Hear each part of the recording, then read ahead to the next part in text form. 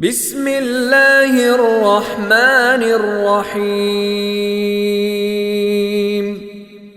ألهاكم التكاثر حتى زرتم المقابر كلا سوف تعلمون ثم كلا سوف تعلمون كلا لو تعلمون علم اليقين لترون الجحيم ثم لترونها عين اليقين ثم لتسألن يومئذ عن النعيم